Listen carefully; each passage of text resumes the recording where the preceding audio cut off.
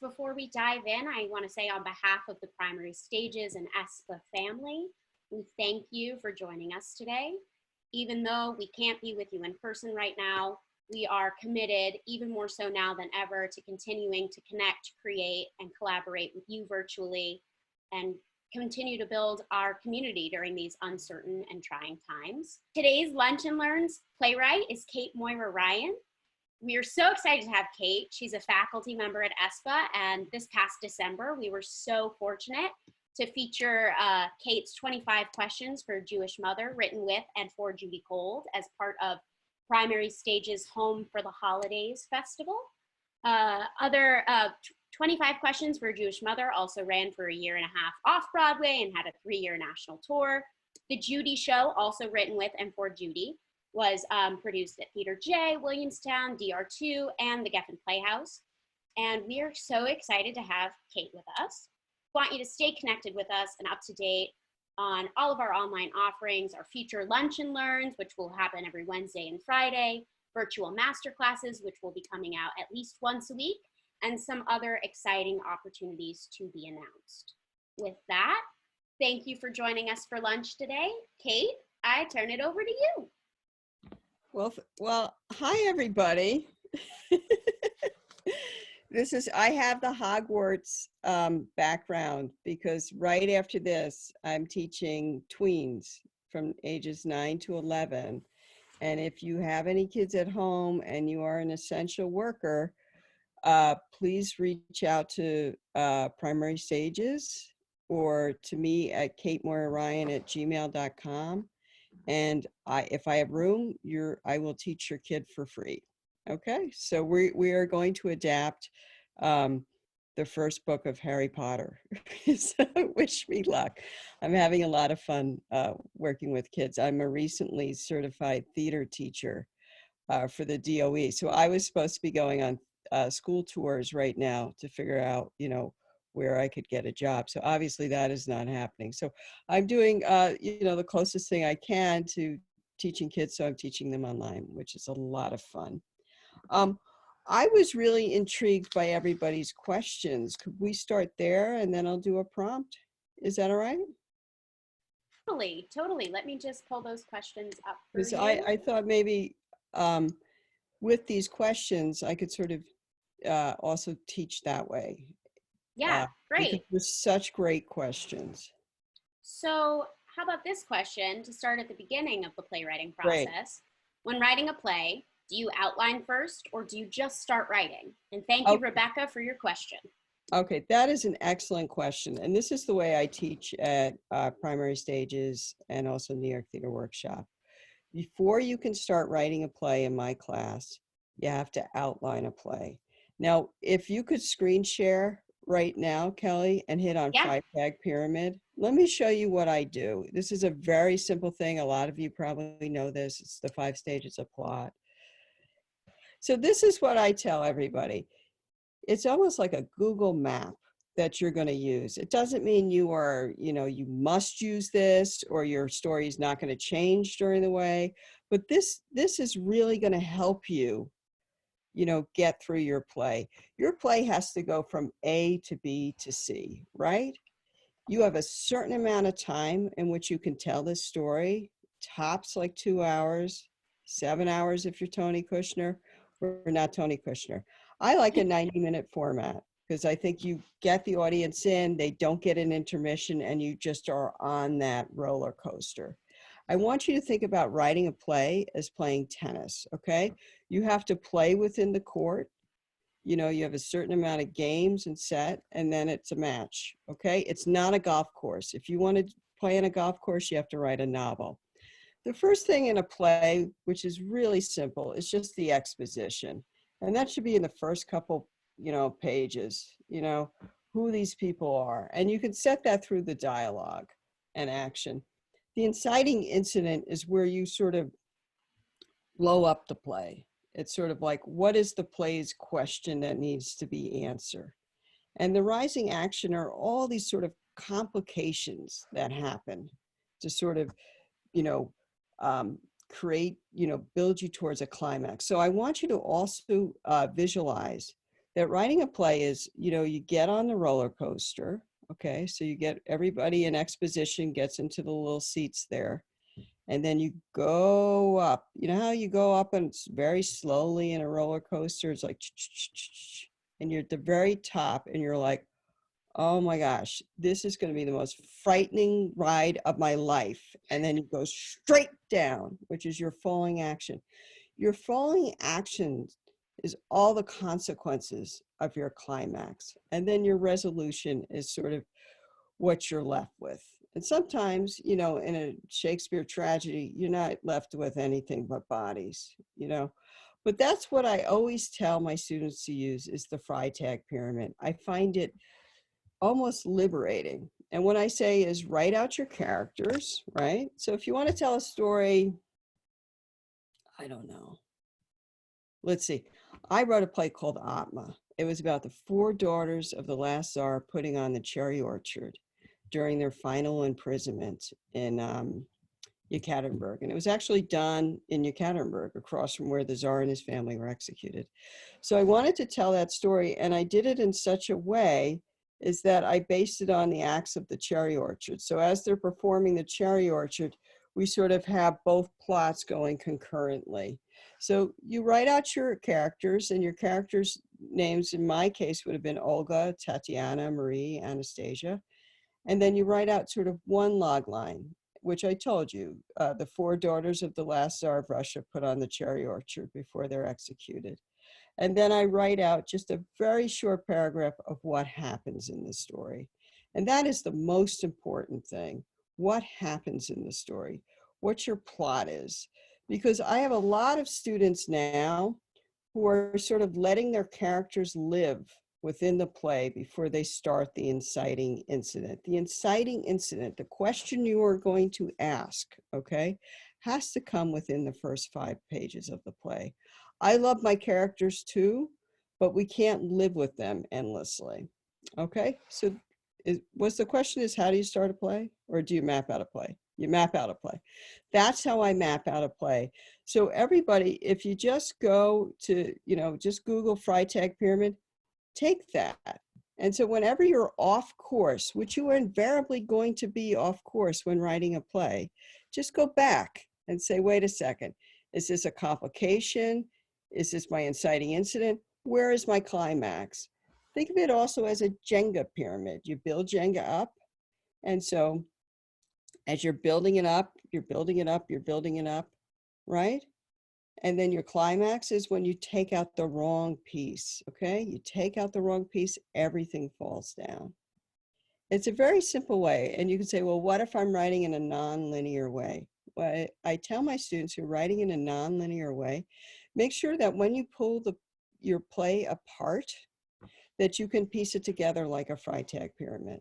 So even if you were writing, past, present, or past, past, past, present, present, present, whatever, that the pieces do add up to some sort of traditional pyramid. I'm not saying you have to write, like Arthur Miller, but keep in mind that your story, your audience is following a story, and the best people you're having a conversation with your audience. You are letting them in.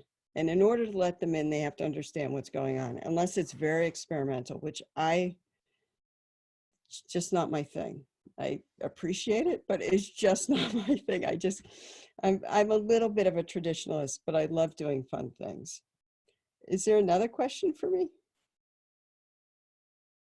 Oh, you're on mute. Now I'm the host, I can unmute myself. Oh, do you find it to be very important to know the complete trajectory of the story before you begin writing? Okay, that's a yes and no question, because when I started my new play, Carousel of Democracy, it was based on Alexis de Tocqueville's book, Democracy in America. And what I first started doing was just writing these 2 scenes about these 2 Frenchmen in 1783 going through America and sort of experiencing what democracy is like, and if they could bring that back to France. And then I started getting very intrigued with the whole Ancestry.com thing. So it was sort of like I had to write 2 separate Freytag pyramids. And that is a play where I didn't know where I was going. Sometimes I do tell my students, I tell them I need a basic plot, but I tell them sometimes you're just going to have to write to the end. And that's okay too. You don't always know what your end is going to be. If you do the Freytag pyramid, at least you have a placeholder end. Your end is allowed to change because your characters are going to develop. Your characters do not stay the same, okay? They have to make a journey within the play. And what pushes them towards that journey is the plot. Great. Amazing. I'm learning so much. Martha asked, how do you keep inserting conflict into the drama without constantly hitting your audience over the head with the main conflict? That's a wonderful question. I think you raise the stakes. So there's a difference there between raising the stakes and repeating information. And that's where I think we need to separate the two things. My students sometimes have a tendency, some of them have a tendency to, some of them have a tendency to just leave you in the dark and you have no idea what's going on. Some of them have a tendency to repeat information over and over and over again. So what I tell my students in that case is take this scene and circle everything that is repetitive. You just want to hit it once and maybe a second time in the next scene. So you do these connectors, okay? With the Freytag pyramid, I think you can build in such a way that you are raising the stakes. So what you need to ask as you write this, is this Marta who asked this? Yeah? Yes, Martha. Okay. What you need to do, Marta, is you're going to ask yourself, is this raising the stakes or am I just adding chaos? And sometimes chaos works in drama in its own way, but is this a linear projection or trajectory towards my climax? If it is not, if you are going off track, then you have to rein it back in. But those are the two things I would watch for. Amazing. Would you say that those are the two things to watch for when a part of a play may seem a little dull or lacking energy? Oh, that was my favorite question. Loved all the questions, by the way. But that was my favorite question because I know my students who are online right now are groaning because they know exactly what I'm going to say, which is take it out. I know, and this is what you'll know, as you grow as a writer, you will develop an ear and you will develop a sense and you will know when your play is dipping. When your play is dipping, you tighten that thing up and you cut, okay? I love my words, but my dialogue is just a device to move my plot along, okay? We're all in love with our monologues and everything else, and my writer's prompt actually is a monologue. But the biggest thing is that your dialogue has to move your stuff along. And if there is a dip, there is a reason there is a dip, all right? And that means you have to take it out. I am the queen, okay? Anybody who's worked with me, I am the queen of just going like that. And I do that to my students and they gasp. But, after 10 weeks, they're used to it. But I think that's a great, great question because you have to be a little bit ruthless with your work.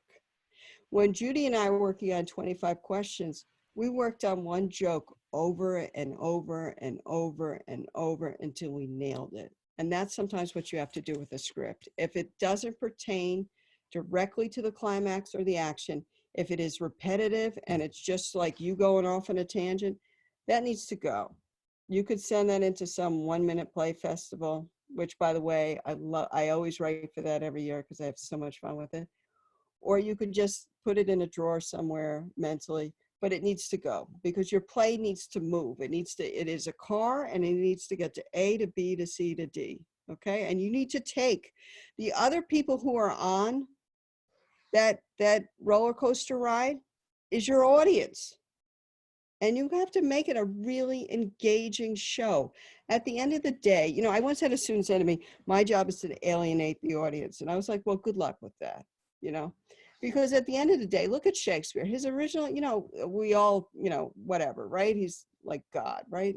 You know, I like Chekhov better, but whatever. That's just me.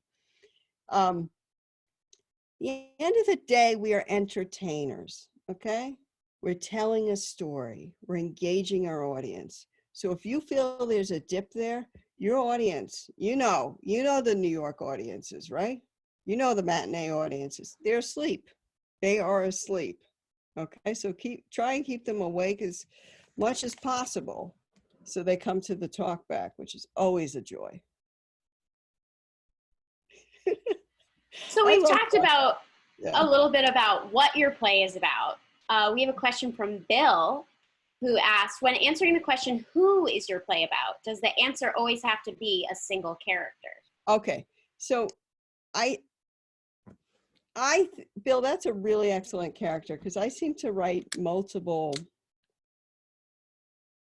I'm working on a play right now called 99 Minutes, and it's about a wonderful columnist named Mary McGrory. And Mary McGrory was a DC columnist and during the Kennedy years, and after Kennedy was assassinated, she started covering Johnson. And Johnson, she was brutal with, you know, in some sense that was a measure of grief too. She was a Washingtonian. She was a columnist for the Washington Examiner, which is, no, it wasn't, well, Washington Star. The Washington Examiner is some right-wing loony paper. But Johnson comes, right? And his goal, okay, is to get Mary to start writing nice things about him and to stop trashing him in the paper 24/7 and stop saying Bobby Kennedy should be his vice president. So they're both kind of the main characters. So it's like a push-pull situation. So who's the protagonist? Who's the antagonist? Well, you could probably say that, you know, Johnson is the antagonist and Mary's the protagonist, but they're equally important. So the play is about both of them. And I don't think you should be terribly shy about saying, my play is about both of them, you know, the protagonist and the antagonist. Or here's the other thing, Bill, because I really like this question a lot. Maybe the main character of the play is about the time in which they're living, right? Because I always say, if you look at Noises Off, the character is really the stage, you know, it's the set, right? It's what they're playing against. And that's an also thing. So it's macrocosm, microcosm. It's the outside world. And if you look at the outside world of my new play, 99 Minutes, which maybe I'll finish because we're trapped. You know, it really is about what's happening outside in the world. And then these two separate people trying to figure out if they can have a resolution with each other. So don't be, you know, you could say it's about X, Y, and Z. It's about these three characters, you know. I hate when they say, what's your play's message? Okay. I had a professor at Columbia, Howard Stein, and he used to say to me, it's more important to leave your audience with a question at the end. You don't always have to tie up everything neatly. It's not Christmas or Hanukkah. Okay. Wonderful. All right. One more question and then the prompt, you think? I think like 2 more questions. 2 more questions? Great. So do you have a writing routine that you rely on or any practices when it comes to sitting down to writing? Yeah, I'm going to give you something really, really specific, okay? I think the biggest thing you have to do every day is make your bed. Okay, so that's the Irish mother in me. And I have 2 stepsons and a son, and I'm always yelling at somebody. But the other thing is, you know, everybody's like, well, you have to write 5 hours a day. You have to do this, you have to do that. The next thing I do is, let me see, is I have a whiteboard. Okay, this is really basic stuff. Can you see this? A little bit? We can't really, now you're just Hogwarts when you put it in front of your face. Okay. All right. Well, that's me figuring out Zoom. I have a whiteboard. I write out every single thing I have to do that day, from the most important to the most mundane, and it always includes at least an hour and a half of writing. The way I do my hour and a half of writing, and if you're ADD like me, this is the greatest way. I read this sort of like time management thing because I was like having such a hard time focusing, is I do three circles. Each one is a half-hour increment. That is my goal for the day. After 30 minutes, I take a 15-minute break or a 30-minute break, and I go do something else, which is usually cleaning up my house because my boys are disgusting. All right. And then I go back and I write again, and then I go back and I write again. The other thing, which I think is super important before we go to the writer's prompt, was a really great question about, I can't afford graduate school. How do I become, how do I develop my craft? And what I think is really great about that is that, you know, not everybody's going to go to graduate school, but it is a craft you have to learn. So one of the things you can do is, this is what I was thinking about, is you could do a low residency MFA. And I believe that they have them around the country at different universities, and they're very cost effective. Or, you know, I know you say you can't afford to go to graduate school, but I always tell my students who can't afford to go to graduate school or want to go to graduate school, I ask them, do they have student loans? And they invariably say yes. I said, then find a free graduate school.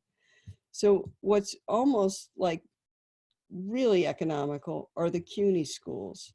So any sort of like Hunter, Brooklyn College, I think Brown and Yale both have fellowships too, where you will get a large portion of your tuition paid. And that is like super, super important. But if you can't do any of that, let's say you're a mom, you're working a full-time job, but you want to write plays desperately, I would really look at ESPA, which is the primary stages wing, Einhorn School of Performing Arts, because you'll be taught by working playwrights, and you will develop your craft. The way you develop your craft is you see plays, and if you don't live in a place where you can see plays, you can read plays, okay? And then you can take the courses to develop your class in a workshop setting. So the people that come in with no playwriting experience, I have them write a 10-minute play based on the Freytag Pyramid. Then I have them write a 1-act, and then they write a full length. And they can do it. It is a craft, it is taught. One of the things I want to also show everybody, if I may, can you go to NewYorkCityPlaywright.org? Let me just make you the host again. Okay, let me do that. I Do you want have to it up? give everybody, before I give you this prompt, it's a pretty simple prompt, but I want to give you resources because we are stuck in the house right now and Armageddon's outside. So, you know, what I want everybody, and I talked to my class last night, everybody was super depressed, and I was thinking, you know, who do I go to when I'm feeling that I am powerless in a situation?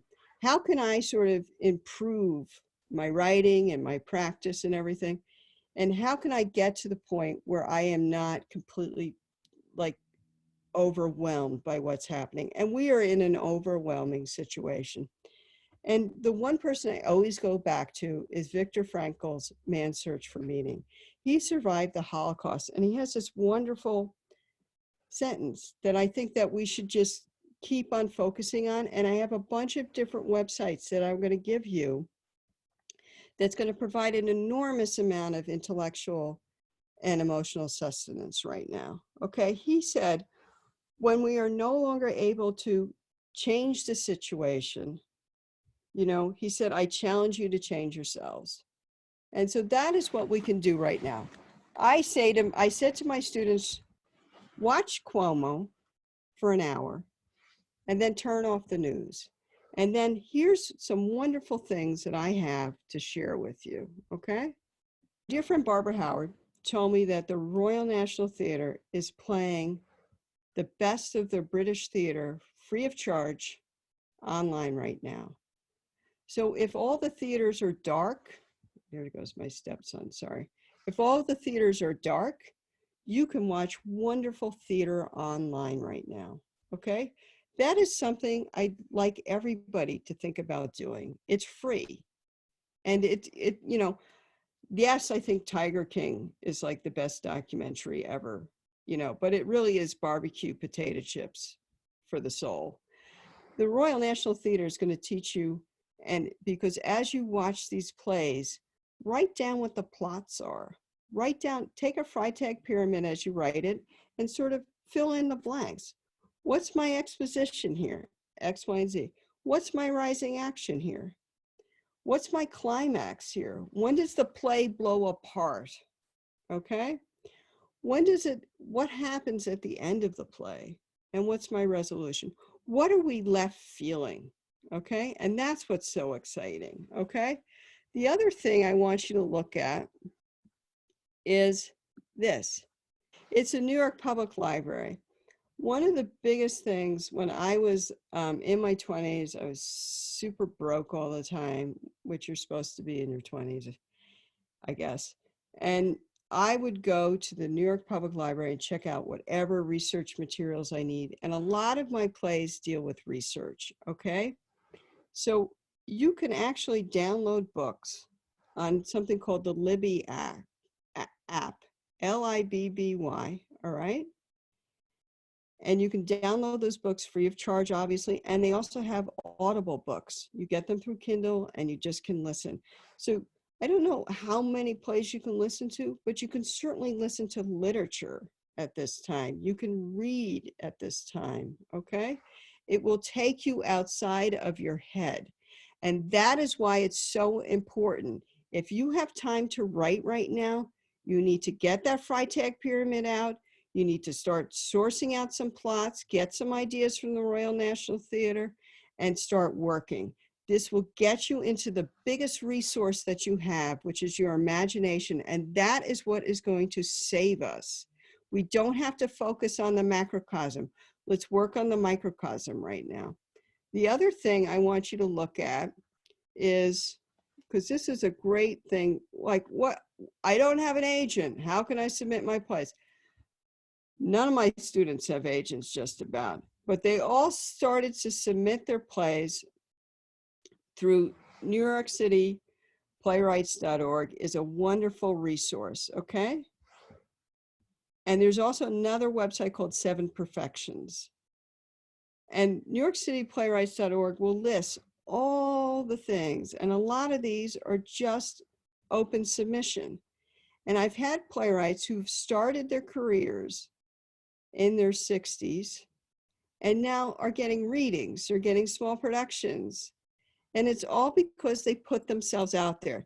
It is not enough to write a play. You have to start sending it out, and you can send it out. There are a ton of festivals that are really welcoming. And I will assure you, your play will get rejected all over the place. But every once in a while, someone will say yes to you. And that is the most important thing. And I do want to say one thing, that the first person, I started with the Young Playwrights Festival when I was 16, but the first person to really say yes to me just died this week. It was Julia Miles at the Women's Project. I was her intern. She produced my first play in New York with Susan Burnfield at New George's. Somebody will say yes to you eventually as your craft improves. The next excellent resource is the Dramatists Guild. And here we have a picture of McNally, who we also lost this week, a brilliant writer. The Dramatists Guild has courses online. No, they have courses as well that you can take from playwrights, just like at ESPA, okay? They have also a ton of deadlines, and they also have connectors. So if you're a composer, you need a lyricist, you know, that kind of thing. And they have the Mary Rogers Room, which is she was a fabulous woman, where you can do readings. Okay, let me see what else I have for you. Any other goodies? I think that might be it. There was one other question, if I come to it. I will. So my writing prompt is very, very simple. Okay. And it's the one I always start with when I teach. Because we're all at a sort of loss about where we start from and how we get to, a story. When I was at Columbia, I didn't know what I was going to write half the time.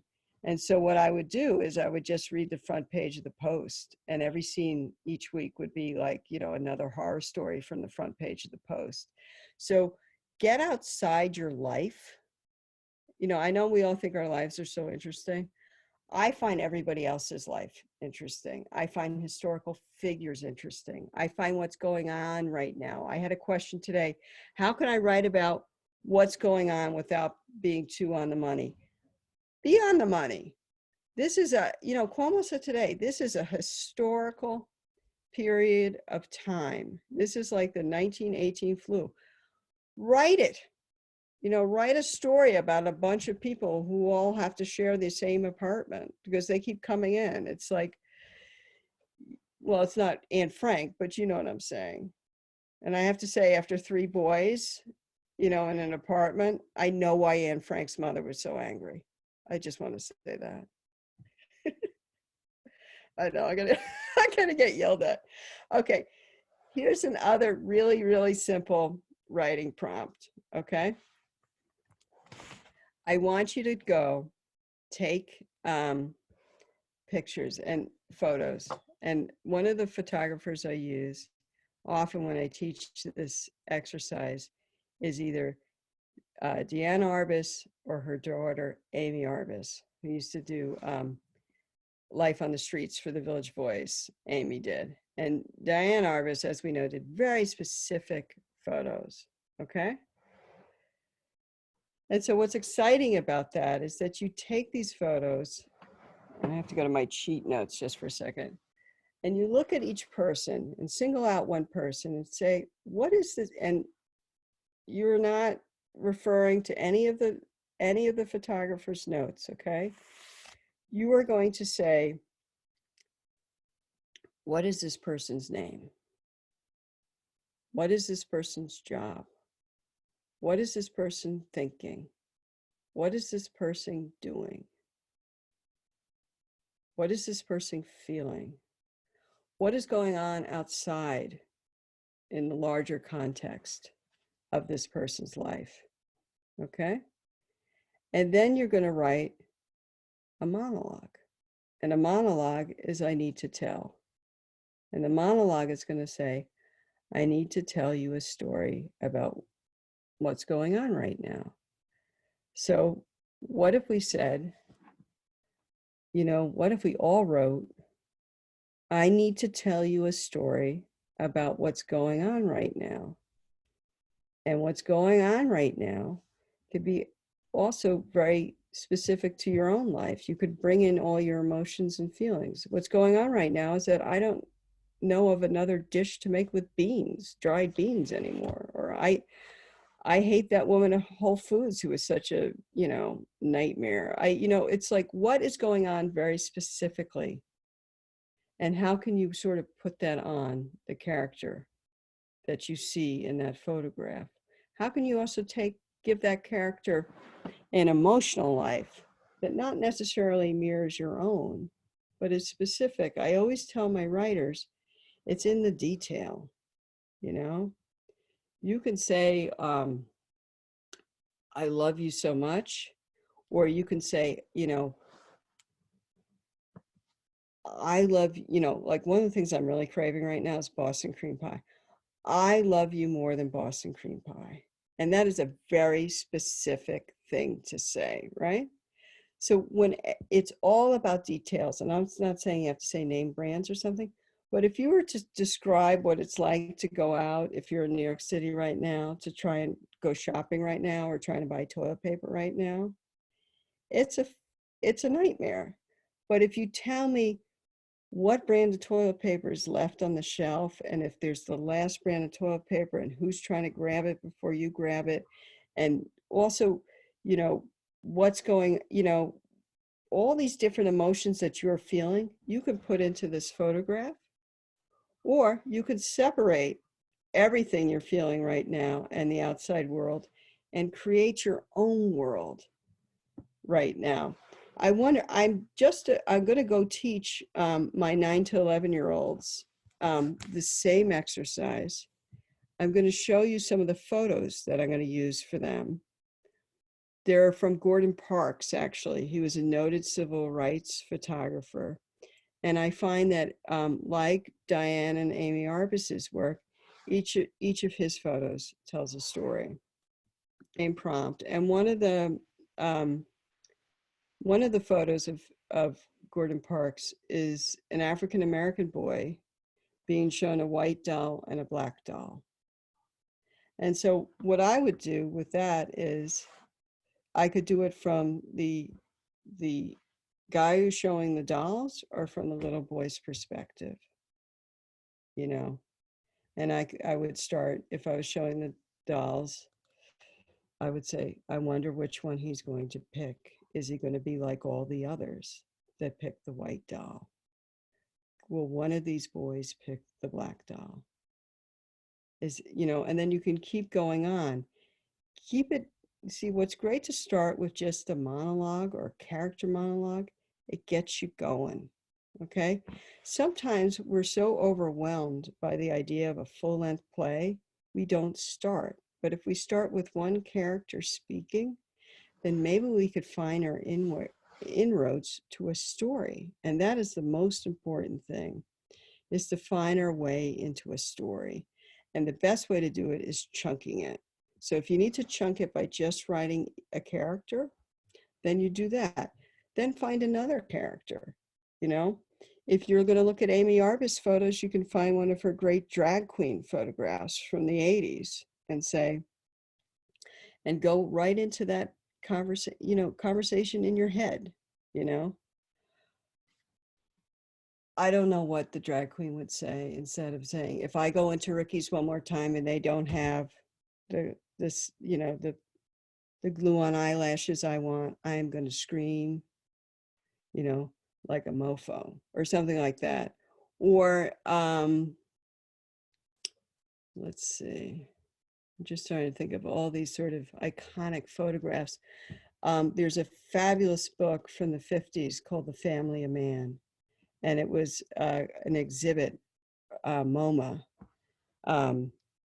And what's extraordinary about it was right after the war, and Edward Steichen, a photographer, solicited all these photos from everybody.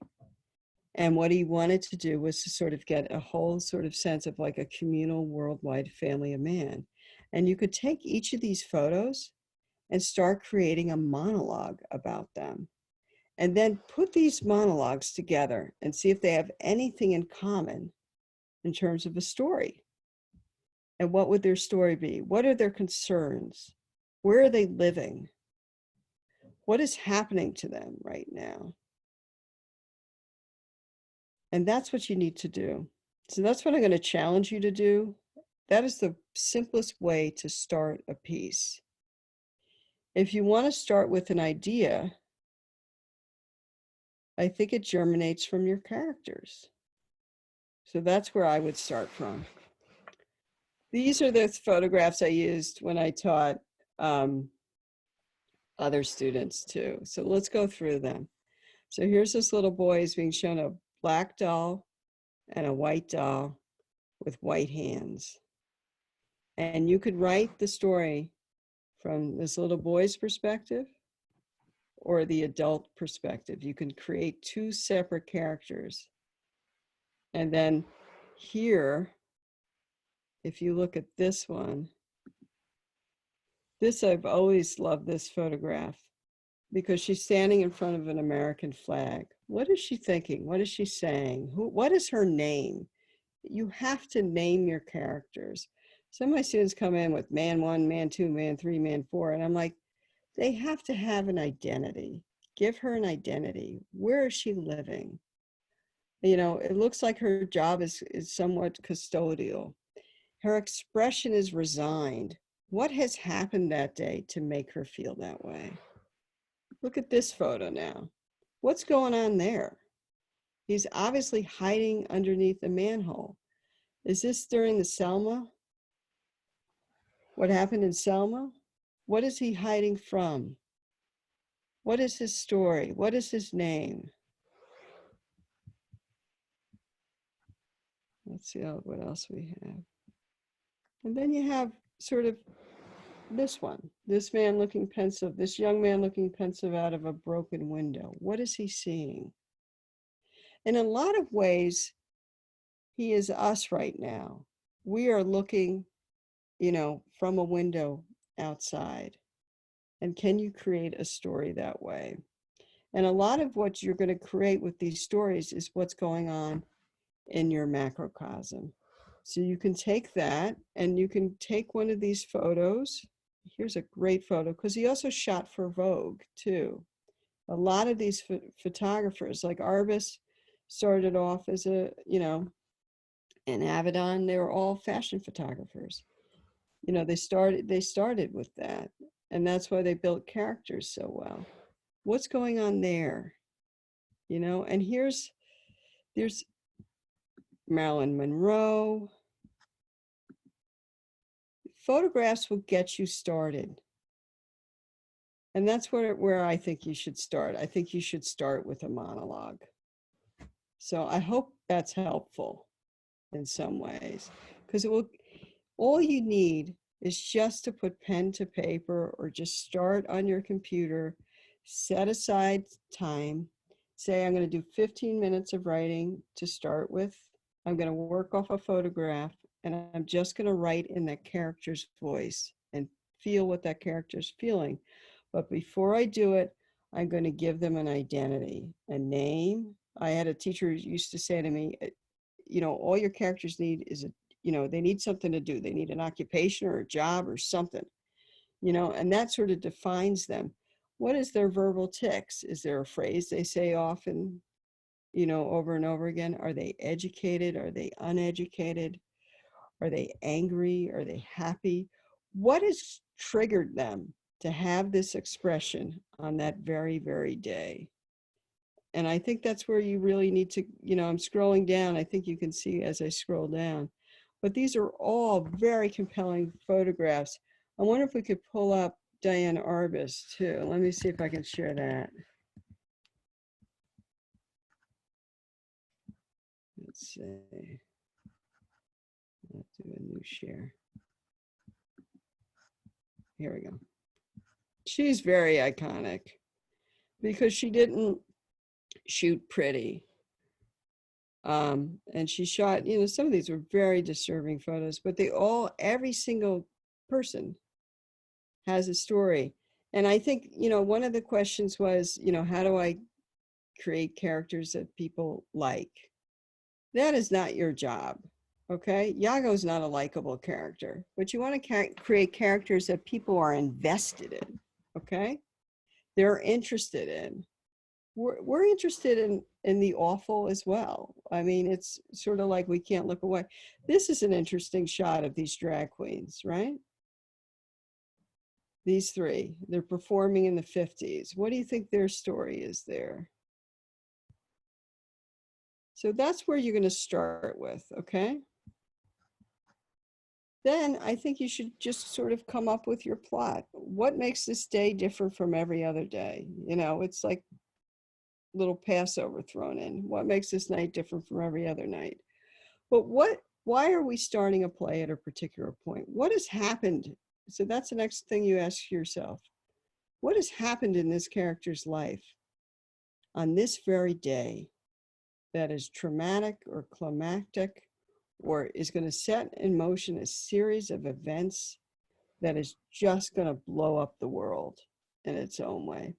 When we started 25 Questions for a Jewish Mother, Judy and I, we got a little tipsy one night and we wrote, she said to me, I want to get out of the clubs. And she said, let's write a show together. And I said, great. And then we came up with this idea of, we'd go around the country and ask Jewish women 25 questions. And we'd see how Judy's life connected with theirs. And it was a very simple premise, but it got us on a journey.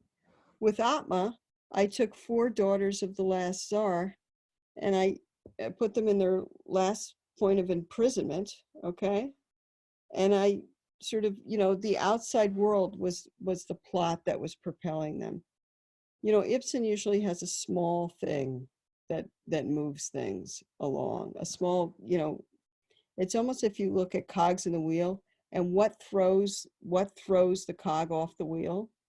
And that's what you have to look at. I had a professor that used to say to me, start a play when the zit's about to pop. And that's where you need to start your play. So why is this day so important to these characters' lives? And once you sort of come up with an idea or a story, what has happened to these characters on that day, you will have the start of the story. Write 1 sentence, okay? After you write your monologue for your character, you know, how about we take these drag queens right here? Let's see. On this day, Mikey has found out his mom is moving in with him. Okay? How is that going to work with these 3 and Mikey's mom? Okay? If you take, let's see.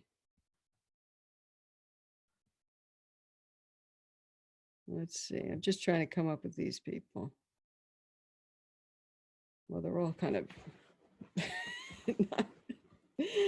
you just have to take like the worst or the best day in somebody's life and move it along, and then throw as many sort of, you know, chairs in the way to block them out. It's sort of like escape the room and building a play too. But I want you to start with that. Take a photograph or a famous painting and write who they are, name them, and then write what they need to tell. I need to tell you what happened today, and see if you can get a play out of that. If you can get a 10-minute play, there's a huge market for 10-minute plays. If you can get a 1-act out of that, which is almost like a short story structure, it's going to have a simpler plot. Or you can get a full length out of that where it's a complicated plot, but you need to maintain that conflict all the way through the end. And that's a harder thing to do. So if you're a newer writer, start with a 10-minute play. If you're more advanced, start with a 1-act. And if you're, you know, and then progress. The other thing I want to say is on the playwright.org thing, they have a huge market for 10-minute plays. So while you're, you know, cooped up, worrying about everything, go into your imagination, start with some 10-minute plays. You'll have a stack to send out. So once the theater opens, you'll have, you know, maybe a couple of them will get done. There are a million festivals around the country. It is not always going to be like this. Theater's going to reopen again. Theater people are used to, you know, we're used to making something out of nothing, and we'll make something out of this, okay? This is not the be all to end all. What you want to do is take the time you have now, you know, that you are in this house or this apartment, and start writing and chunk it. Chunk your time. Do an hour and a half every day if you have that much time. I know a lot of you are still working from home, full-time job. Take 30 minutes every day. Take the time that you would use to watch the news, okay? Don't even watch that buffoon. You know, the only decent one is Fauci anyway, and that crazy, you know, clown show in the afternoon. Turn that off. And instead of taking one news show that you would watch, start your monologue, start your play. I think that's all I have to say. I think we're going to get through this, though. All right? We got through 9/11. We got through Sandy. We'll get through a pandemic. We have one last thing to say about the plagues, right, on Passover, because I'm going to do Passover here, even though my last name is Ryan. My girlfriend is Jewish. My son is Jewish, so I do a lot of the holidays. But I'm just telling you, we will get through this. But the way you're going to get through this is using your imagination. Use the resources I gave you. Fall down a YouTube hole. Watch serial shows on Netflix. Get story together, okay? We're going to, just your imagination is the best thing, all right? and it's going to free you. It's going to make you feel okay again for that short period of time you write, okay? And thank you for listening to me. Well, thank you, Kate. Thank you so much. Enjoy adapting Hogwarts. I know. I'm going to go see my babies now. That's so exciting. I'm excited. All right. Thank you for letting me into your homes, and hang in there. I'm all with you. You know, we're all in this together. Okay. You are not suffering alone. So that's the only thing you have to remember. We're all in this mess together. It happened to all of us. Okay. All right. Now go make good use of your time. Goodbye, my friends. Bye, Kate. Thank you. Now, friends, we are going to make good use of our time, and we're going to start our first chunk of writing. We're going to take 10 minutes. I'm going to put up a photo by one of the photographers that Kate mentioned, Gordon Parks, and we're all going to take 10 minutes to start writing that monologue. So let me just share that photo with you now. Here we go. So we're just going to take a look at that photo. Have a pen and paper ready to go. And I'll put 10 minutes on the clock, and I'll throw some questions your way as we're going. But just take in that photo and start to write.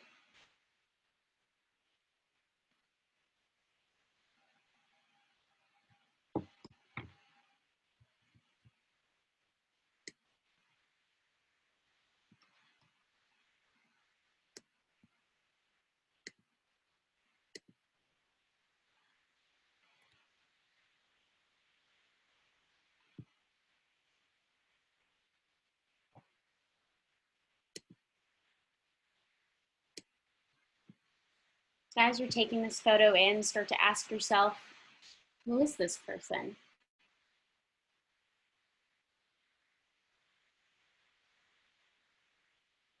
What might be their name?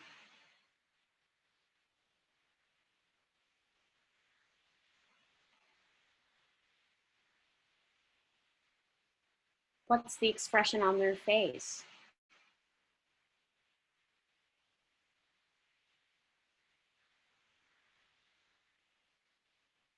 What might they be looking at?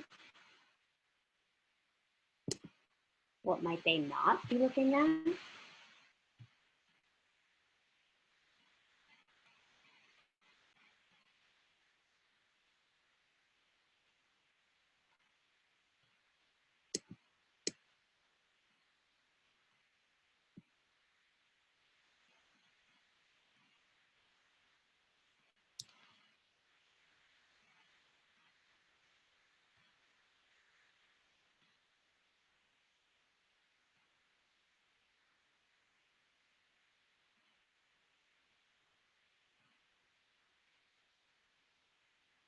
What's outside and what's inside?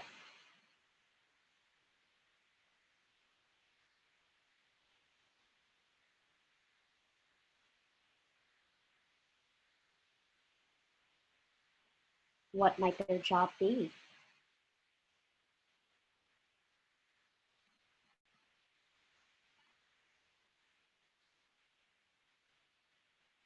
And finally, what makes today different?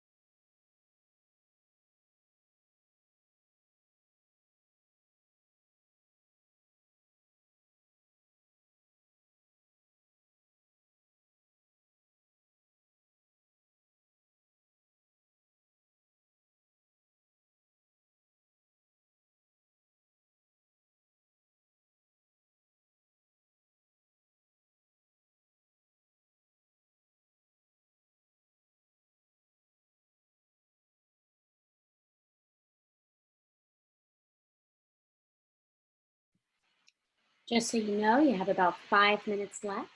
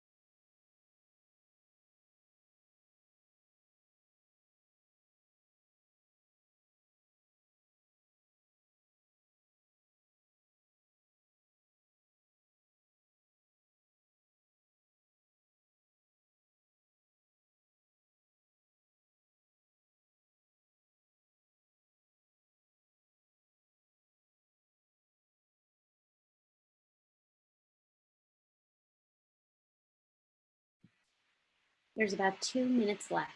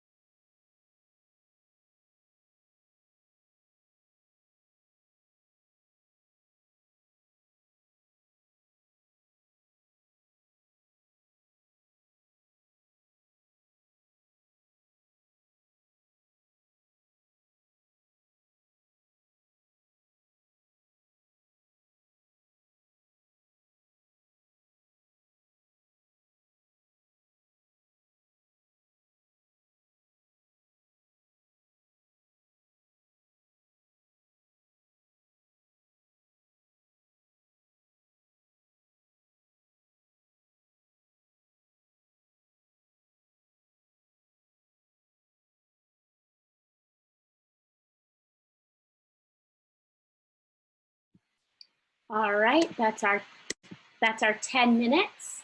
We have one prompt.